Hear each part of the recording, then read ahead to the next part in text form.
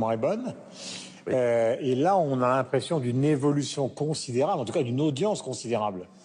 Fally Ipupa, c'est une superstar. Hein. Il est quinois, donc de Kinshasa, hein, congolais. Et il a été, c'est sans doute la plus grande superstar en Afrique francophone aujourd'hui, qui vivent toujours en Afrique, pas comme Angélique Kidjo qui est partie vivre aux États-Unis. Jeune Afrique l'a classé parmi les 50 personnalités africaines les plus importantes et influentes. Il est le 6e artiste africain le plus riche dans les derniers classements. Et c'est un véritable phénomène. Il joue dans la série River Hotel, hein, qui a été diffusée sur les antennes de TV5 Monde il y a 2 ans, et que vous pouvez voir parmi les 50 personnalités africaines les plus importantes et influentes. Il est le 6e artiste africain le plus riche dans les derniers classements. Et c'est un véritable phénomène. Il joue dans la série River Hotel, hein, qui a été diffusée sur les antennes de TV5 Monde il y a 2 ans, et que vous pouvez voir sur la plateforme tv5mondeplus.com. Mais quand on a organisé le lancement de cette série à Kinshasa, mais c'était une émeute. La moitié de la ville était bloquée tellement tous ses fans voulaient être là pour le voir, pour l'entendre, pour le toucher, pour faire des selfies, etc. C'est une superstar absolument considérable. Il a commencé sa carrière à la fin des années 90. Hein, il était le protégé de Koffi Olomidé, dont il est aussi un peu l'héritier. Et il chante évidemment la rumba lingala, hein, quinoise, mais il est aussi, c'est un crooner, c'est un séducteur, il a une très belle voix, il est un très beau garçon, hein, aussi, il faut dire, et il aurait, la comparaison est extrêmement osée, mais il aurait un côté Julio Iglesias d'Afrique centrale. Et c'est un phénomène vraiment qui... voilà, remplit les salles, alors très au-delà de l'Afrique. Il a la grâce, quoi.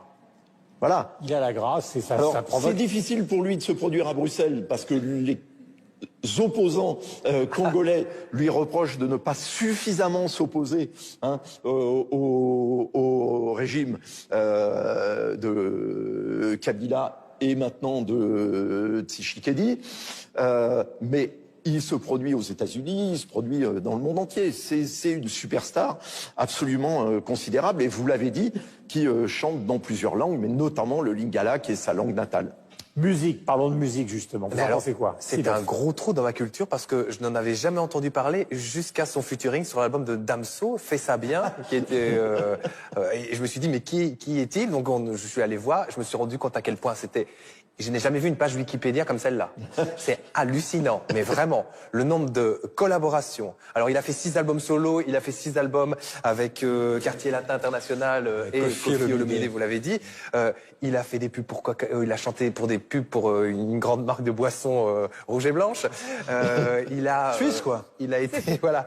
Il a été juré dans l'Afrique a un incroyable talent. C'est hallucinant. Il faut lire sa page Wikipédia, ça prend à peu près une soirée, vraiment.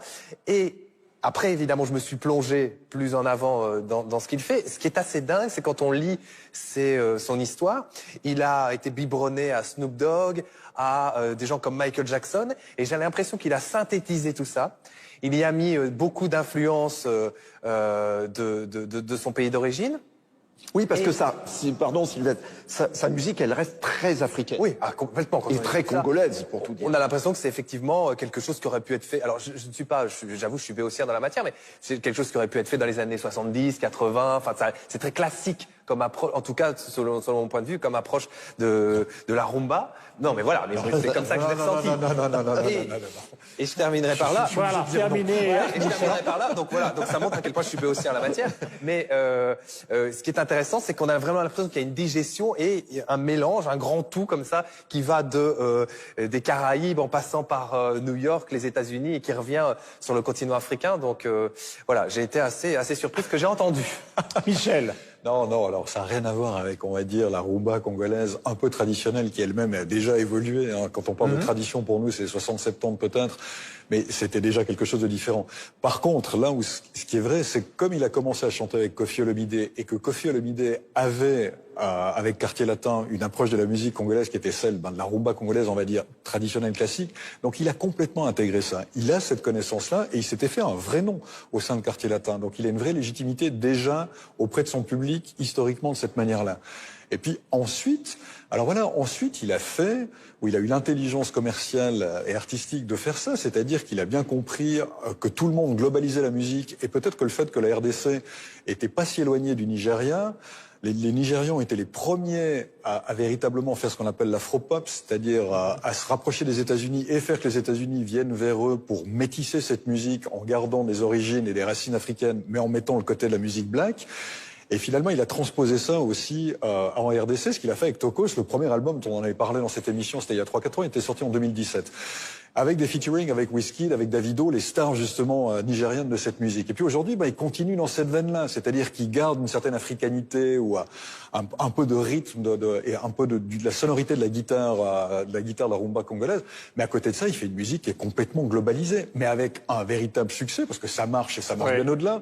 Il a 140 millions de vues sur YouTube avec 2 titres, je crois, un avec Yana Nakamura et notre expert du succès, c'est Laura. Non, mais Mais attendez, je vais vous faire pâlir de jalousie. Plus de 3 millions de personnes qui le suivent sur les réseaux sociaux. Regardez le site Guillaume Durand. Non, mais, et c'est vrai, parce que là, on entend les garçons parler, mais je rejoins ce que dit Yves. Ce côté Julio Iglesias, il marche aussi parce qu'il chante l'amour. Dans cet album-là, il chante l'amour, ça fait du bien, et c'est un bon album. Bon, effectivement, tout de suite, elle ne va pas chanter.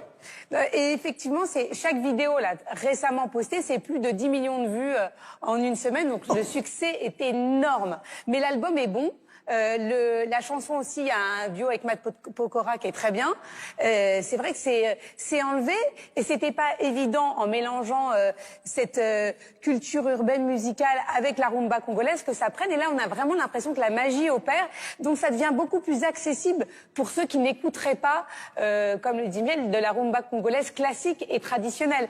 Là, moi j'ai adoré cet album. C'est pas franco, Je hein, ça c'est sûr. signaler à ceux qui prendraient l'émission en cours de route, parce que nous sommes en train de parler de rumba congolaise, ils doivent se dire, mais qu'est-ce qu'ils font au milieu de cuve à vin en train de parler de la rumba congolaise. Je vous rappelle que nous sommes dans un magnifique château de Saint-Émilion et que tout ce que vous voyez autour de nous, vous allez découvrir tout au long de l'émission, a été construit donc par Jean Nouvel dans un des plus célèbres vignobles de Saint-Émilion. Parce qu'autrement, ça peut paraître bizarre. Bien sûr. Que vous de soyez parler en de train Julio d'évoquer Iglesias ici. Voilà, vous soyez en train de parler de Julio Iglesias avec une... D'ailleurs, il a dit, hein, pour revenir... Vous avez des citations Anthony Poupa, c'est mon meilleur album. Pour lui, il a dit, voilà, si je réécoute tous mes albums, c'est le meilleur. Et franchement, je les ai pas tous écoutés, mais c'est vrai que c'est un très très bon. C'est la meilleure cuvée, donc. Donc c'est la meilleure...